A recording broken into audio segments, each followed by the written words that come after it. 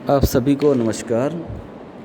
हम कक्षा 12वीं से राजनीति विज्ञान का 15वां लेसन कर रहे हैं। 15वां पाठ है जिसका नाम है लोकतांत्रिक व्यवस्था का संगठन। लोकतांत्रिक व्यवस्था का संगठन कि लोकतंत्र की व्यवस्था में, संगठन में संकट किस प्रकार से आता है। इसके हम कुछ मेन भूमिकाएं पढ़ेंगे इसकी कि वचनबद्ध नौकरशाही क्या होती है। वचनबद्ध नौकरशाही का अर्थ है कि किसी विशिष्ट राजनीतिक दल या सिद्धांत की नीतियों से बंधा हो रहना, यानी कि उस दल के निर्देशों के अनुसार ही काम करना। वचनबद्ध नौकरशाही निष्पक्ष और स्वतंत्र होकर कार्य नहीं करती, बल्कि जो उस समय मौके की सरकार होती है, जो राजनीतिक दल होता है, उसके कहने पर ही काम करने, तो वचनबद्ध नौकरशाही। वचनबद्ध न्यायपालिका, इसका अभिप्राय है कि जो एक दल विशेष या सरकार विशेष के प्रति वफादार हो, यानी कि वो संविधान को ना सोच के, लोगों के बारे में ना सोच के, केवल सरकार के बारे में सोचकर और सरकार के निर्देशों के अनुसार ही वो आदेश दे, तो वो वचनबद्ध न्यायपालिका होती है। 1973 में प्रधानमंत्री श्रीमती इंदिरा गांधी ने सर्वोच्च न्यायालय के मुख्य न्यायाधीश के पद पर 3 वरिष्ठ न्यायाधीशों की उपेक्षा करके श्री A.N. राय को नियुक्त किया, जिससे वचनबद्ध न्यायपालिका से संबंधित विवाद भी पैदा हो गया था।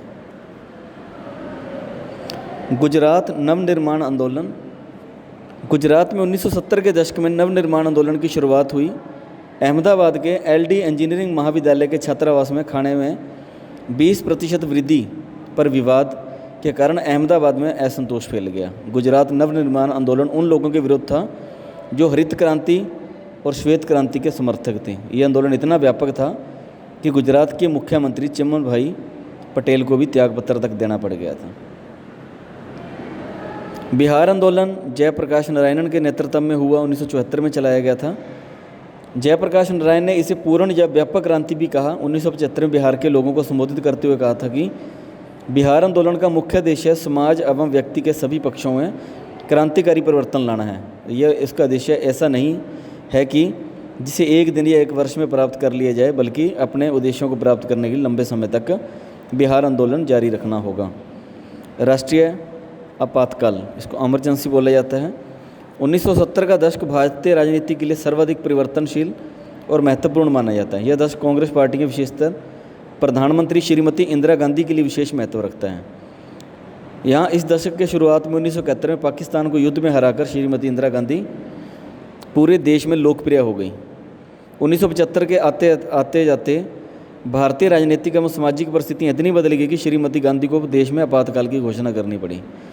जो श्रीमती गांधी 1971 में देश में सर्वाधिक लोकप्रिय नेता थे उस समय, उन्हें अपनी रक्षा के लिए 25 जून 1975 को आपातकाल की घोषणा भी करनी पड़ी थी। 1977 में हुए छठे चुनाव और जनता पार्टी।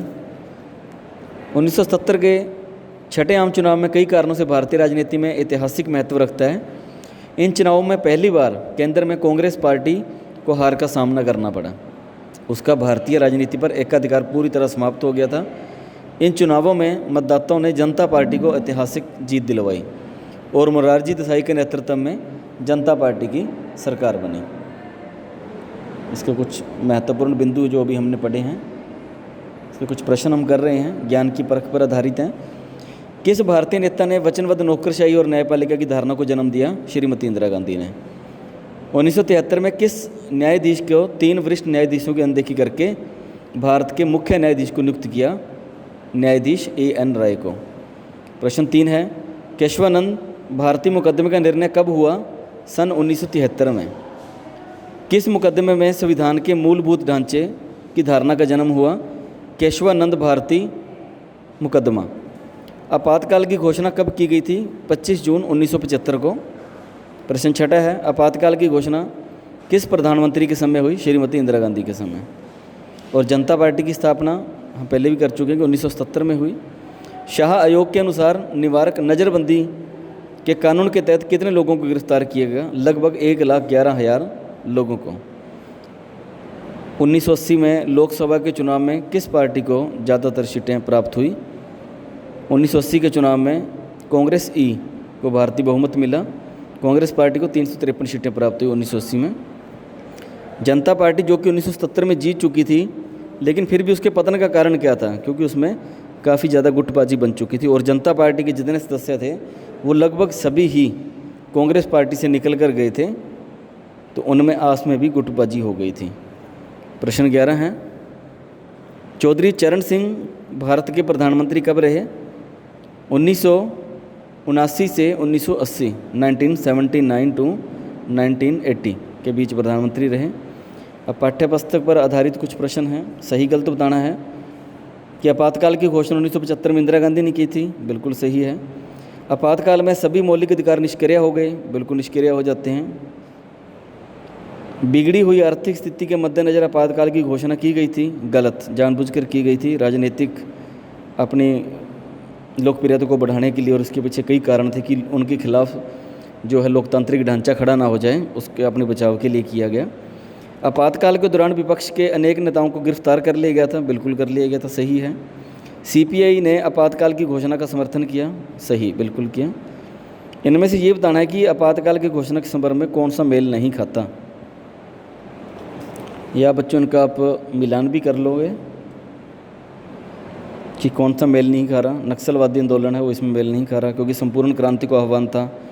1974 में रेल हड़ताल चली, इलाहाबाद उच्च न्यायालय का फैसला भी आया, शाह आयोग थी, उसकी रिपोर्ट को भी निष्कर्ष के आधार पर देखा गया, लेकिन नक्सलवादी आंदोलन उस समय ऐसा नहीं था। निम्नलिखित में ये मेल बिठाना आपने कि संपूर्ण क्रांति जयप्रकाश नारायण के समय थी। गरीबी हटाओ का नारा इंदिरा गांधी ने दिया। छात्र आंदोलन बिहार आंदोलन से जुड़ा हुआ है। रेल हड़ताल जॉर्ज फर्नांडिस से जुड़ा हुआ है। प्रश्न 4 है, किन कारणों से 1980 के मध्यावधि चुनाव करवाने पड़े? 1980 में मध्यावधि चुनाव का सबसे बड़ा कारण जनता पार्टी की सरकार की अस्थिरता थी। जबकि जनता पार्टी 1970 में एकजुट होकर चुनाव लड़ी और चुनाव जीत भी गई थी और कांग्रेस पार्टी को हरा दिया था। पहले मोरारजी देसाई तथा बाद में कुछ समय के लिए चरण सिंह प्रधानमंत्री बने। केवल 18 महीने ही मोरारजी देसाई ने लोकसभा से अपना बहुमत खो दिया, जिसके कारण मोरारजी देसाई को भी त्यागपत्र देना पड़ा। तो मोरारजी देसाई के बाद चरण सिंह कांग्रेस पार्टी के समर्थन से प्रधानमंत्री बने, परंतु चरण सिंह भी मात्र 4 महीने ही प्रधानमंत्री पद पर रहे और 1980 में फिर मध्यावधि चुनाव करवाए गए। प्रश्न 5 है, जनता पार्टी ने 1977 में शाह योग को नियुक्त किया। इसकी नियुक्ति क्यों की गई, क्या निष्कर्ष थे? 1977 में शाह योग की नियुक्ति की गई। श्रीमती इंदिरा गांधी द्वारा आपातकाल की घोषणा की गई, अत्याचारों की जांच करना था। शाह योग का निष्कर्ष था कि वास्तव में श्रीमती इंदिरा गांधी की सरकार ने लोगों पर अत्याचार किए तथा उन्हें स्वयं तानाशाही शासन ढंग से शासन किया।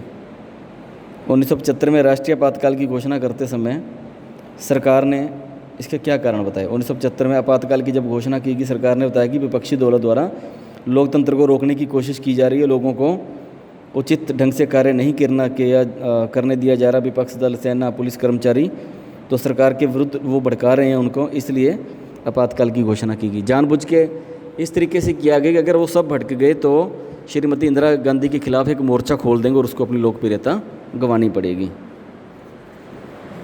प्रश्न 7 है, 1970 के चुनाव में पहली दफ़ा केंद्र में विपक्ष दल की सरकार बनी। इसका कारण हम पीछे पड़ चुके हैं, क्योंकि गुटबाजियां बन चुकी थी, तो नया नेतृत्व आ चुका था, इस वजह से था। निबंधात्मक प्रश्न में भी हम इसको आगे जाके अच्छे तरीके से और पढ़ेंगे। प्रश्न 8 है, हमारी राज्य व्यवस्था के लिए निम्नलिखित पक्ष पर आपातकाल का क्या असर होता है? नागरिक अधिकारों की रक्षा और नागरिकों पर इसका असर क्या होता है? आपातकाल के दौरान नागरिक अधिकारों को निलंबित कर दिया जाता है। जो हमारे अधिकार हैं, मुख्य अधिकार, वो भी हमसे उस समय के लिए स्थगित कर दिए जाते हैं। बिना कारण बताए भी किसी को कानूनी हिरासत में लिया जा सकता है। कार्यपालिका और न्यायपालिका में संबंध, आपातकाल में कार्यपालिका और न्यायपालिका दूसरे के सहयोगी रहे हैं, क्योंकि सरकार ने संपूर्ण न्यायपालिका को सरकार के प्रति वफादार के लेने के लिए आपातकाल के दौरान कुछ हद तक न्यायपालिका सरकार के प्रति वफादार भी रही। आपातकाल के दौरान न्यायकाल जो पालिका थी वो कार्यपालिका के देशों पर पालन करने के लिए एक नई संस्था बन गई थी। अब जनसंचार माध्यमों के कामकाज, आपातकाल के दौरान जनसंचार पर प्रतिबंध लगा दिया था। कोई अखबार, कोई न्यूज़ चैनल ऐसा नहीं था, क्योंकि उनको पता था कि अगर इनको स्वीकृति दे दी गई तो ये सारा कुछ सरकार के खिलाफ पेश कर देंगे।